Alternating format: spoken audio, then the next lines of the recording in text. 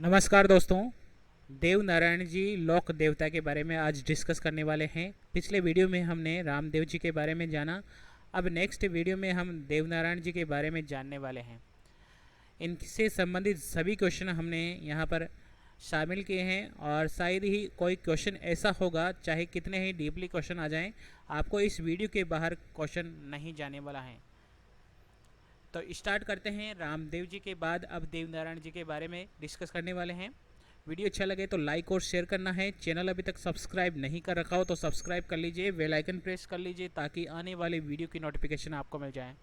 बात करते हैं देव नारायण जी, और देव नारायण जी के जन्म से बात करेंगे। सबसे पहले हम मान लेते हैं कि इनके अवतार, किन के अवतार माने जाते हैं देव नारायण जी, तो देव नारायण जी विष्णु के अवतार माने जाते हैं। ठीक है, इनका जन्म कहाँ हुआ था? तो जन्म हुआ था माघ शुक्ल सप्तमी को। माघ शुक्ल सप्तमी को, तारीख है माघ शुक्ल सप्तमी, मालाश्री डूंगरी भीलवाड़ा, आसिंद भीलवाड़ा में इनका जन्म हुआ था। तो कहाँ पर जन्म हुआ था, कब हुआ था? माघ शुक्ल सप्तमी को। माघ शुक्ल सप्तमी को यहाँ पर इनका जन्म हुआ था, मालाश्री डूंगरी आसिंद भीलवाड़ा, इसलिए माघ शुक्ल सप्तमी को यहाँ पर मेला लगता है। ठीक है, मेला लगता है। नेक्स्ट हम बात करें रामदेव जी के बारे में, तो रामदेव जी के बारे में जानते हैं। इनके दादाजी का नाम क्या था? तो इनके दादाजी थे बाघ सिंह जी। बाघ सिंह जी इनके दादाजी के थे। और पिताजी कौन थे? सवाई भोज। सवाई भोज के पुत्र कहलाते हैं देव नारायण जी। और इनकी माता का नाम क्या था? तो सेडू खटाणी। सेडू खटाणी या साडू माता भी कहा जाता है। ठीक है, साडू माता भी कहा जाता है। कौन से वंश से संबंधित हैं ये? बगड़ावत संबंधित हैं। ठीक है, बगड़ावत वंश से ये संबंधित हैं। इनके घोड़े का नाम क्या था? इनके घोड़े का नाम था लीलाघर। लीलाघर इनके घोड़े का नाम था। इनकी पत्नी पीपल दे, इनके पीपल दे इनकी पत्नी का नाम था। ऐसे भी याद रख सकते हैं कि जो देवनारायण जी हैं उनकी पूजा पीपल के वृक्ष के नीचे ही होती है, तो पीपल दे याद रख लेना। इनकी पत्नी का नाम पीपल दे है। और ये कहाँ पर पीपल दे इनकी पत्नी कहाँ की थी? तो धार एमपी जयसिंह की पुत्री थी। धार एमपी जयसिंह की पुत्री थी इनकी पत्नी। ठीक है, नेक्स्ट हम बात करते हैं इनके पुत्र और पुत्री के बारे में। तो पुत्र का नाम क्या था इनके? तो इनके पुत्र का नाम था बीला और पुत्री का नाम था बिली। पुत्रा बीला बिली। ठीक है, याद रखना है बीला बिली। बीला पुत्र हैं, बिली पुत्री है। लालन पालन कहाँ हुआ? लालन पालन देवास एमपी में ही हुआ। ठीक है, इनके नाना नानी के ही यहाँ पर इनका लालन पालन हुआ। ठीक है, और मृत्यु कहाँ पर हुई? तो देवमाली अजमेर में इनकी मृत्यु हुई। देवमाली अजमेर में ही इनकी मृत्यु हुई। इन्हें बगड़ावतों के गांव के नाम से भी जानते हैं। बगड़ावतों के गांव के नाम से भी जानते हैं देवमाली अजमेर को। ठीक है, और कब हुई?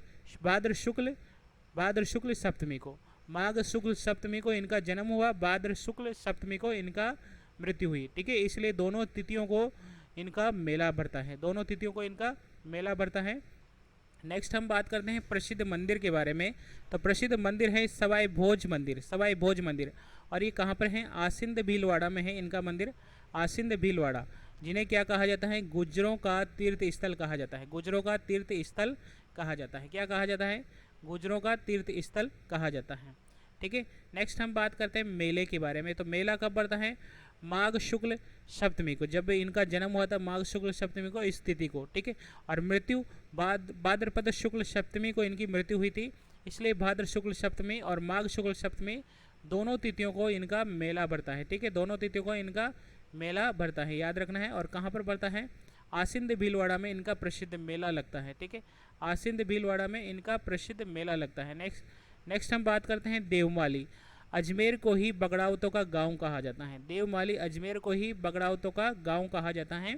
और देवनारायण जी एक आयुर्वेदाचार्य थे जो नीम की पत्तियों के द्वारा उपचार करते थे। ठीक है, नीम की पत्तियों के द्वारा उपचार करते थे, इसीलिए नीम की पत्तियों से ही इनकी पूजा की जाती है। ठीक है, तो देवनारायण जी क्या थे? आयुर्वेदाचार्य। आयुर्वेदाचार्य थे, इसलिए ये नीम की पत्तियों से उपचार करते थे और इसी कारण से इनकी नीम की पत्तियों से ही पूजा की जाती है। ठीक है, देवनारायण जी के फड़ के बारे में बात कर लेते हैं। मोस्ट इंपॉर्टेंट क्वेश्चन बनता है यहाँ से, ये बहुत ही मोस्ट इंपॉर्टेंट क्वेश्चन है, परीक्षा में पूछे जाने वाला। फड़ का वाचन। अब इनका जो फड़ होती हैं इन पर डाक टिकट जारी हुआ है। एक बात तो ये याद रखनी है, डाक टिकट जारी हुआ है। कब डाक टिकट जारी हुआ है? 2 सितंबर 1992 को। 2 सितंबर 1992 को इन पर एक डाक टिकट जारी किया गया है।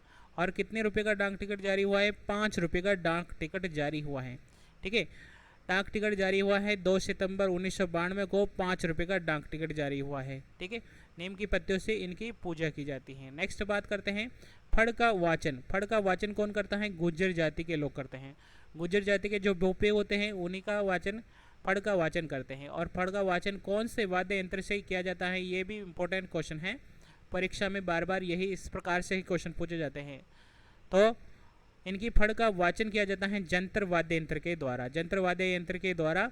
और ये जो फड़ हैं राजस्थान की सबसे प्राचीन फड़ है, राजस्थान की सबसे प्राचीन फड़ है, सबसे बड़ी फड़ है, राजस्थान की सबसे बड़ी फड़, सबसे प्राचीन फड़ है, सर्वाधिक चित्रों वाली फड़ है, सर्वाधिक चित्रों वाली फड़ है और सर्वाधिक लोकप्रिय फड़ है। चारों क्वेश्चन बहुत ही इंपॉर्टेंट है, परीक्षा में इस तरह से क्वेश्चन पूछे जाते हैं। चाहे वो कोई सा भी एग्जाम हो, परीक्षा में इसी प्रकार से परीक्षा में क्वेश्चन पूछे जाते हैं देवनारायण जी से। और ये पहले भी बहुत बार पूछे जा चुके हैं कि सबसे प्राचीन फड़ किसकी है? तो देवनारायण जी की। सबसे लोकप्रिय फड़ किसकी है? देवनारायण जी की। सबसे चित्रों वाली फड़ कौन सी है? देवनारायण जी की। और सबसे बड़ी फड़ कौन सी है? देवनारायण जी की। फड़ पर कितने रुपए का डाक टिकट जारी हुआ है? 5 रुपये का डाक टिकट जारी हुआ है। ठीक है, और कब हुआ है ये भी याद रखना है, 2 सितंबर 1992 को। ठीक है, 1992 को ये जारी हुआ है। नेक्स्ट हम बात करते हैं देवनारायण जी से संबंधित अगला पॉइंट क्या बनता है। देवनारायण जी के अन्य मंदिरों के बारे में पूछा जा सकता है। देवनारायण जी के अन्य मंदिर हैं, एक तो मालाशेरी डूंगरी में है, मालाशेरी डूंगरी आसिंद भीलवाड़ा, मालाशेरी डूंगरी आसिंद भीलवाड़ा, और एक देवमाली अजमेर को, देवमाली अजमेर को। ठीक है, देव डूंगरी चित्तौड़ को, देव डूंगरी चित्तौड़ में भी इनका मेला है। देवधाम जोधपुरिया टोंक में भी इनका जो निवाई टोंक है, देवधाम जोधपुरिया टोंक, वहाँ पर भी इनका मेला है। और सबसे मंदिर है, सबसे प्राचीन मंदिर यही है। ठीक है, जो देवधाम में मंदिर है ये सबसे प्राचीन मंदिर है देवनारायण जी का। तो देवनारायण जी के बारे में हमने आज पूरी जानकारी प्राप्त करी है वीडियो के माध्यम से। और सबसे पहले हम देख लेते हैं इनके बारे में, एक बार वापस से रिवाइज कर लेते हैं क्या क्या क्वेश्चन बनते हैं। कि देवनारायण जी का अवतार विष्णु के अवतार माने जाते हैं। जन्म हुआ है माघ शुक्ल सप्तमी को मालाशेरी डूंगरी आसिंद भीलवाड़ा में। नेक्स्ट दादाजी भाग सिंह जी और पिताजी सवाई भोज, माता सेडू खटानी माता। वंश है बगड़ावत और घोड़ा है लीलाघर। और पत्नी का नाम पीपल दे, जो एमपी के धार एमपी के जयसिंह की पुत्री थी। ठीक है, और पुत्र और पुत्री बीला बीली। ठीक है, लालन पालन देवास एमपी में हुआ है। मृत्यु है देवमाली अजमेर में, भाद्र शुक्ल सप्तमी को इनका मिला हुआ है। ठीक है, सप्तमी को इनकी मृत्यु हुई है बगड़ावत गांव में। ठीक है, बगड़ावत गांव में इनकी मृत्यु हुई है। प्रसिद्ध मंदिर कहाँ पर है? सवाई भोज मंदिर है जो भीलवाड़ा में इनका प्रसिद्ध मंदिर है। और ये गुज्जरों का तीर्थ स्थान कहा जाता है। ठीक है, इनका मेला बढ़ता है 2 तिथियों को, इनके जन्म की तिथि को और इनकी मृत्यु की तिथि को। माघ शुक्ल सप्तमी को इनका जो जन्म हुआ था और भाद्र शुक्ल सप्तमी को इनका जो मृत्यु हुई थी। ठीक है, और आसिंद भीलवाड़ा में इनका सबसे बड़ा मेला बढ़ता है। देवमाली अजमेर को ही बगड़ावतों का गांव कहा जाता है। ये आयुर्वेदाचार्य थे और नीम की पत्तियों से उपचार करते थे, इस कारण से इन्हें नीम की पत्तियों से ही पूजा की जाती है। और इनकी फड़ जो डाक टिकट जारी हुआ है 2 सितंबर 1992 को डाक टिकट जारी हुआ है, 5 रुपये का डाक टिकट जारी हुआ है। ठीक है, इनका फड़ का वाचन गुज्जर जाति के भोपे करते हैं और जंतर वाद्य यंत्र का प्रयोग करते हैं। ठीक है, रामदेव जी की जो फड़ है राजस्थान की सबसे प्राचीन फड़ है और सबसे बड़ी फड़ है, सर्वाधिक चित्रों वाली फड़ है और सबसे लोकप्रिय फड़ भी जो ये देवनारायण जी की फड़ ही हैं। ठीक है, देवनारायण जी की फड़ हैं।